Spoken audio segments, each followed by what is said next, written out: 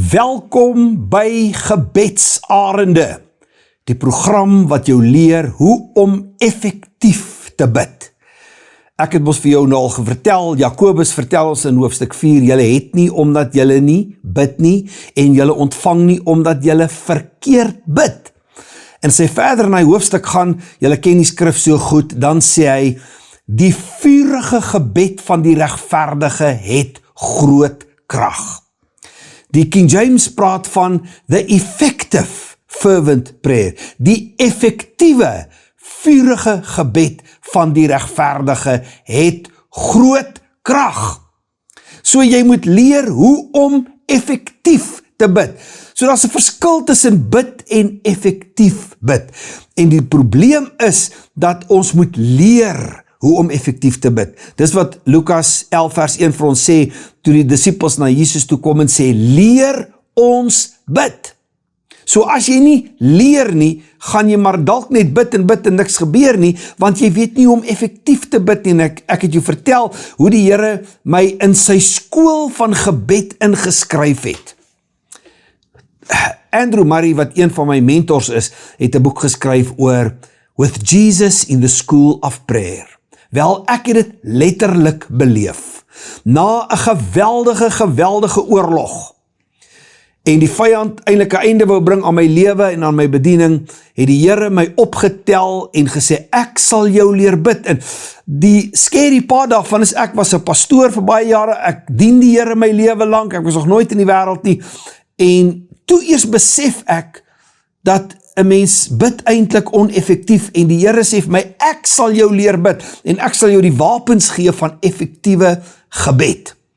En hy skryf my in die skool van gebed, en daar het die Here aan my geheime begin openbaar, en op hierdie program wil ek daar die geheime met jou deel, sodat jy ook 'n effektiewe bidder sal wees.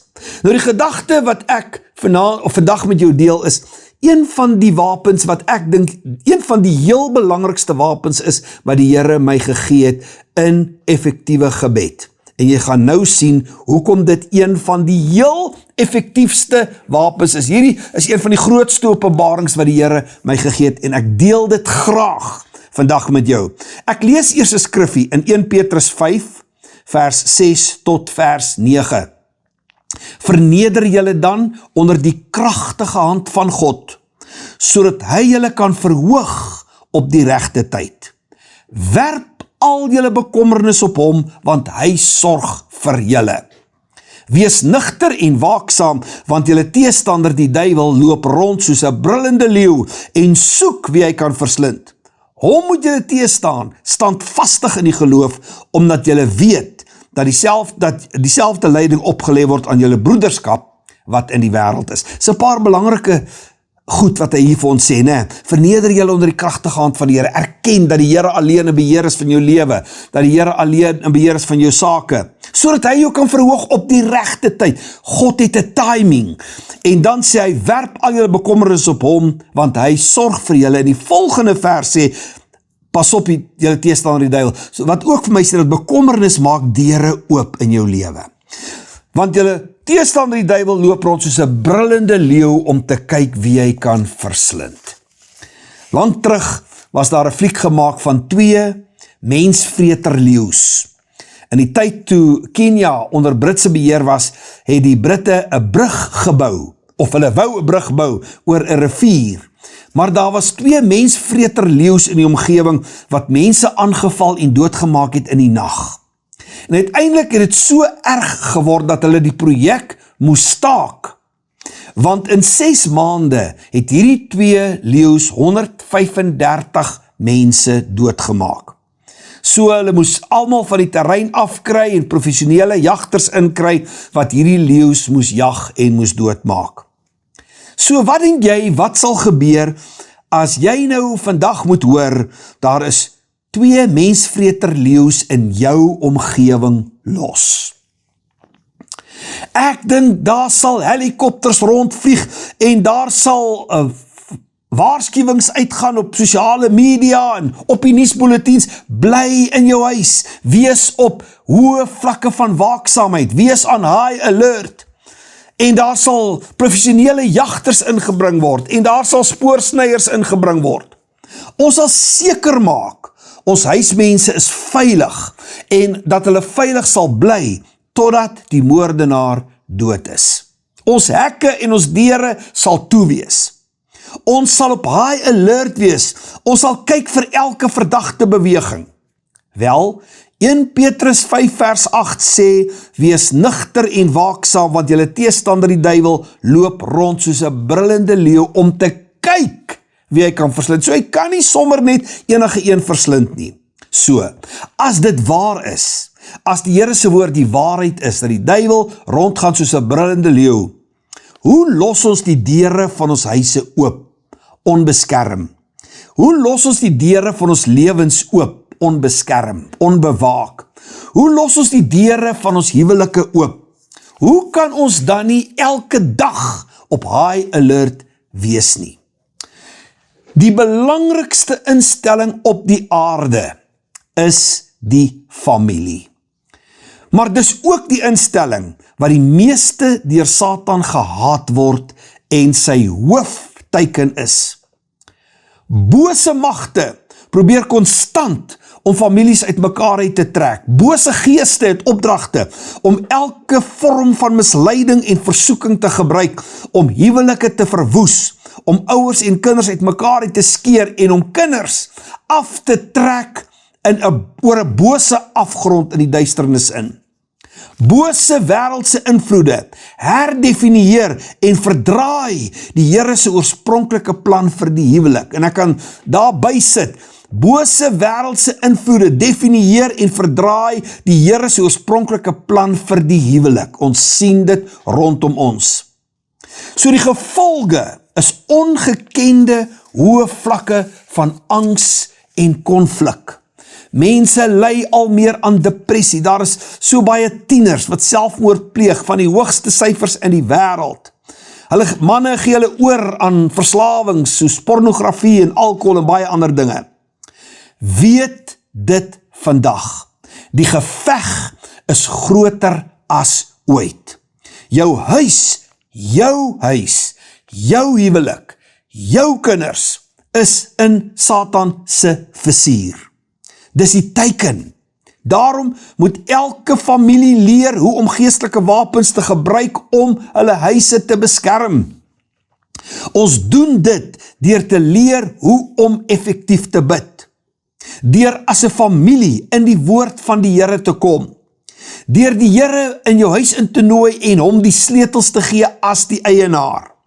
Deur ons kinders te leer hoe om die Here te dien en hoe om met die Here te praat. Dis die beste nalatenskap wat jy vir jou kinders kan gee as hulle die Here se stem leer ken.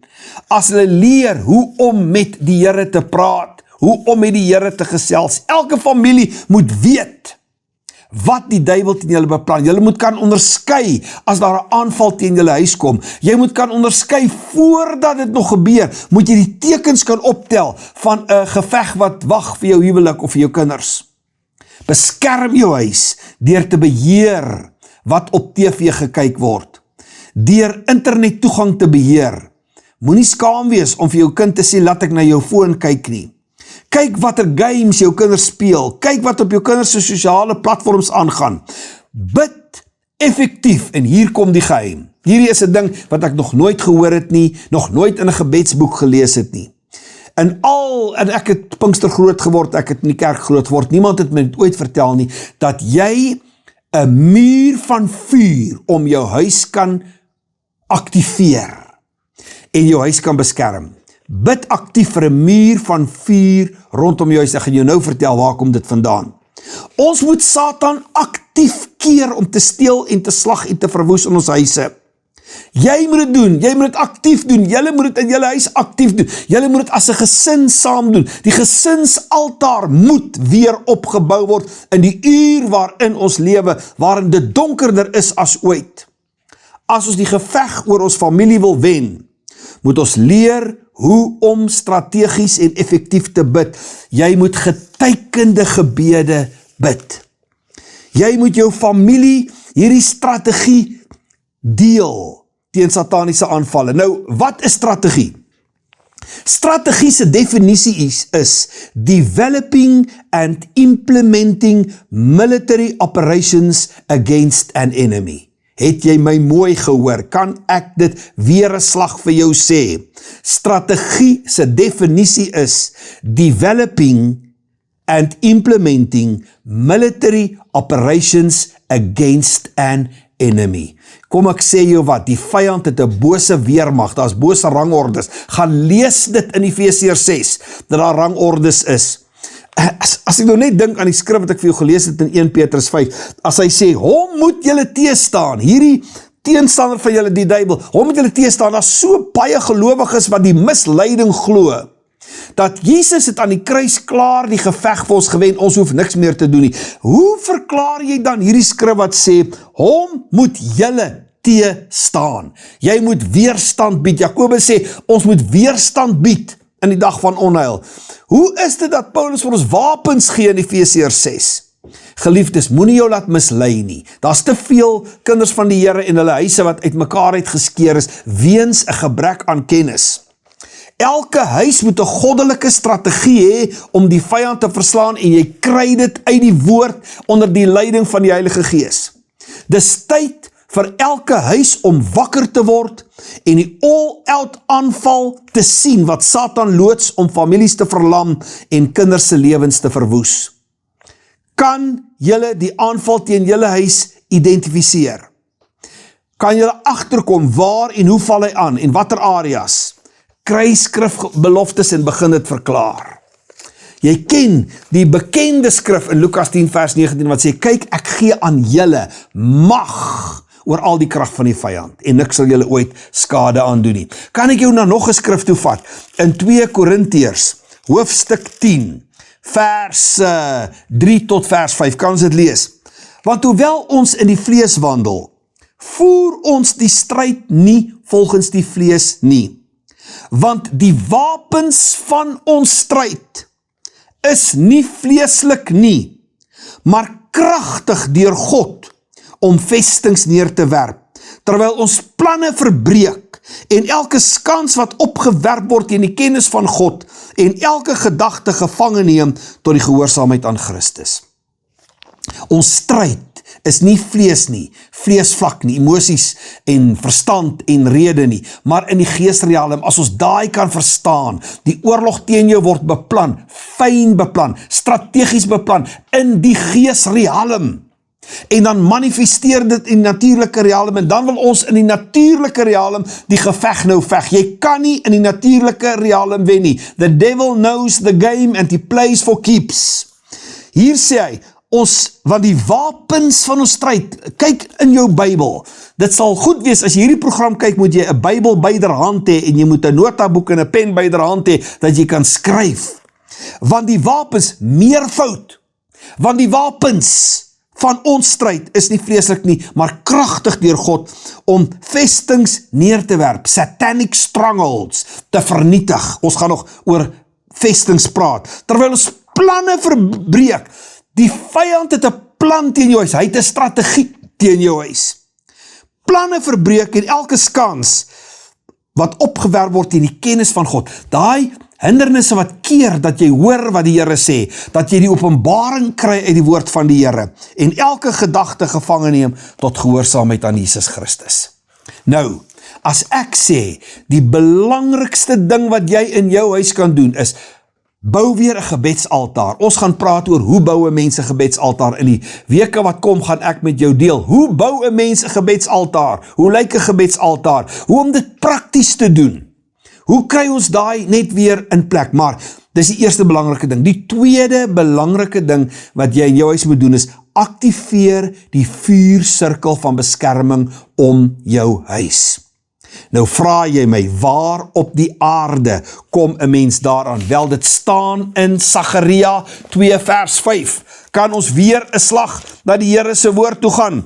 In Sagaria hoofstuk 2 vers 5. Want so sê die Here van die leerskare, en nou onthou jy, ek het nou al vir jou gesê, as hy sê leerskare, dan is dit Ami. Want so sê die Here van die leerskare, die Here, die meester, die aanvoerder van die hemelse weermag. Hy het my gestuur agter heerlikheid aan. Wag, vers 5. Daai was vers 8, jy moet dit ook lees. Vers 8 sê, want so sê die Here van leerskare, hy het my gestuur agter heerlikheid aan, na die nasies wat hy uitgebuit het, want wie julle aanraak, raak sy oogappel aan. Dis asemrowend, maar hoor vers 5. En ek, sê die Here, sal vir hom wees, spreek die Here, 'n vurige muur rondom en tot heerlikheid daar binne in. En hy praat van Jerusalem, en Jerusalem is 'n plek. Sê my, is jou huis 'n plek? En ek sal vir Jerusalem, ek sal vir jou huis wees, spreek die Here, 'n vurige muur rondom en tot heerlikheid daar binne in. 'n vurige muur, waardeur geen vyyandsmag kan kom nie. Die vuur van die Here kan niks en niemand deurkom nie. Hoor jy wat sê die woord van die Here? Nou, ek glo, die beste verklaring van die woord van die Here is die woord van die Here self. So as jy die woord wil verklaar, baie mense lees baie boeke, baie soorte boeke, en dit bly maar net mense se opinie van die skrif, nie. Die beste verklaring van die skrif is die skrif self. So, as jy wil weet hoe werk 'n muur van vuur in die praktyk, dan gaan ons na Job 1 vers 10. Wie ken nie die storie van Job nie, maar ek wonder of jy al mooi aandag gegee het aan wat in Job 1 vers 10 staan. Luister baie mooi. Job, net vandag by Job kan kom, hoofstuk 1, kom ek lees van vers 4 af, dan het jy die konteks daarvan. Toe vra die Here vir die Satan, waar kom jy vandaan? En die Satan antwoord die Here en sê, van 'n swerftog oor die aarde, wat ek deurkruis het. En die Here vra vir die Satan, het jy ag gegee op my knegt Job? Wat 'n asemrowende getuienis is dit nie net nie. Want daar is niemand op die aarde soos hy nie. 'n man vroom en opreg, godvreesend en wat afwyk van die kwaad. Wat 'n CV, wat 'n getuigskrif, wat die Here self van Job gee. Dit verbuister my, as ek die getuigskrif sien wat die Here vir Job gee. En die Satan, hier kom nou die geheim, en die Satan antwoord die Here en sê, is dit verniet dat Job God vrees? Het u nie self hom en sy huis en alles wat hy het aan alle kante rondom beskut nie? Klink dit soos 'n muur van vuur waarvan Sagaria 2 praat. Die werk van sy hande het hy geseën, sy vee het sterk vermeerder in die land. Hy sê ek kan nie by hom uitkom nie. Daar's 'n beskerming rondom hom. Sagaria 2 vers 5 se woorde, daar's 'n muur van vuur rondom hom. Ek kan nie aan hom raak nie. Maar strek net die hand uit en tas alles aan wat hy het, waarlik hy sal u in die aangesig seën. Jy ken daai hele storie. So, hierdie beskerming van 'n muur van vuur om jou huis, dink ek, is kritiek belangrik, en vir daardie rede, onthou toe die Here my in sy skool van gebed invat, en die Here begin leer my bid, het hy vir my gesê, skryf neer, uit Haggai 2 uit, skryf neer wat ek vir jou sê. Vertel dit aan my volgelinge. En al die geheime wat die Here vir my in die skool van gebed geleer het ek gaan begin neerskryf, want daar is nie sulke materiaal nie, jy kan maar gaan soek, jong. En hierdie boek is, sit jou huis in 'n sirkel van beskerming. Sit jou huis in 'n sirkel van beskerming. En in hierdie boek bespreek ek dan vir jou presies hoe dit werk. Ek gee vir jou die sleutels van effektiewe gebed. Ek gee vir jou, wat is daai grense? Waar is die beperkinge? Ek gee vir jou 10 beginsels hoe om Jesus die middelpunt van jou huis te maak. Wat is 'n kontrakgebed? Weet jy hoe belangrik is 'n kontrakgebed? En die meeste kinders van die Here met wie ek praat, het nog nooit in hulle lewe van 'n kontrakgebed gehoor nie. Wat is 'n gebed van beskerming? Daar's 'n bonus hoofstuk in, wat is die een fatale fout wat die meeste kinders van die Here maak? En dan het ek gebedsbullets daarin, soos jy nou al, as jy my geluister het, dan ken jy nou al die storie van hoe vat hy 'n woordbelofte, omskryf dit in 'n gevaarlike missiel en lanceer hom. Né? Jy maak 'n skrifbelofte 'n gevaarlike missiel deur dit te verpersoonlik, en jy lanceer hom af op die vyand. Ek gee vir jou gebede vir jou kinders. Hoe sit 'n mens jou huis in 'n sirkel van vuur deur gebed? En dan, wat is die krag van 'n profetiese seën? Hoe belangrik is dit om 'n profetiese seën? Ek gee vir jou gebede vir jou huis, ek gee vir jou gebede vir jou huwelik, ek gee vir jou gebede vir jou bloedlyn. As jy hierdie boek wil hê, hy is beskikbaar as 'n hardkopie, wat ek vir jou kan, harde kopie, wat ek vir jou kan poskoerier, of jy kan die e-boek bestel. As jy meer inligting wil hê oor sit jou huis in die beskerming van vuur, dan stuur jy vir my 'n e-pos na arendegebed@gmail.com. Sit jou huis in die beskerming, 'n sirkel van vuur. Hierdie boek gaan huisgesinne red, gaan huwelike red. Jy moet dit kry as jy wil groei en as jy in die beskerming van die Here wil wees. Reg, so dit is afdeling 1. Jy weet afdeling 2 van hierdie program gaan oor kom ons vat ons dorpe terug vir die Here. Oral praat mense en kla mense oor verval in die dorpe en die strate en alles wat stikkend is en alles wat verkeerd is. En ons probeer alles daar regkry, maar kom ek sê jou wat, daar's 'n geestelike sterk man in die geesrealm oor elke dorp, en hy is eintlik die instigator, die aanstigter van al die verval wat ons sien, wat tekenend is maar van die verval in mense se lewens. En die Here het met my hieroor gedeel, kom ons vat ons dorpe terug in die geesrealm, en dan gaan ons die reaksie sien in die natuurlike realm. Daar's 4 pilare in 'n dorp. Die onderwys is 'n pilaar, die ekonomie is 'n pilaar, die kerke is 'n pilaar, die plaaslike regering is 'n pilaar, die ekonomie is 'n pilaar. En hoe rig 'n mens gebedspanne op om oor elke een van hierdie sleutelareas te bid, om ons dorpe terug te vat vir die Here. Op 'n Saterdagoggend kan ek hierdie met jou deel, na jou toe kom, gratis, vry en verniet, en met jou te deel, kom ons vat ons dorpe terug vir die Here. As jy daaraan wil deel hê, dan stuur jy vir my 'n e-pos met vat my dorp terug na arendegebed@gmail.com, en ons gaan met jou dan kontak maak en met jou verder daaroor gesels. Die derde komponent van hierdie program wat ek graag met jou wil deel is, die Here praat ook met my oor die oes wat groot is, maar die arbeiders is min. Bid die Here van die oes, dat hy arbeiders sal opwek. Ek het in 'n era groot geword van evangeliste, maar hartseer dat die bediening van die evangelis eintlik maar deur die kerk in groot mate versmoor is. En om dit baie sterk uit te druk, amper doodgemaak is. En ek glo, die Here wek 'n nuwe generasie op van Nuwe Testamentiese evangeliste. Ek glo die pastoor se beste vriend is 'n Nuwe Testamentiese evangelis. En die Nuwe Testamentiese evangelis se beste vriend is die pastoor. So vir daardie rede het ons die skool vir evangeliste op die been gekry, en die materiaal is versamel van die beste hedendaagse evangeliste in die wêreld, die mees gesalfde evangeliste op die oomblik in die wêreld, het hierdie materiaal gegee vir die skool vir evangeliste, wat 'n 1 jaar diploma kursus is, wat oor 4 modules strek. So dis 3 maande per module, en ons skop af in die helfte van Januarie, volgende jaar, die volgende module. Daar is al reeds 'n klomp studente wat deur hierdie kursus gegaan het, en die resultate spreek vanself. So ek wil jou nooi, as jy die las vir siele op jou hart het, as jy voel dat die Here jou roep, om in die veld van evangelisasie vir die Here te werk. Dis nie net voltydse evangeliste nie, dis selfs ook deeltydse evangeliste. En dan is dit ook nie net eers vir evangeliste nie, maar vir evangelisasiespanne in gemeentes. Om 'n evangelisasiespan in jou gemeente op te wek, is hierdie kursus die heel beste materiaal wat jy kan hê.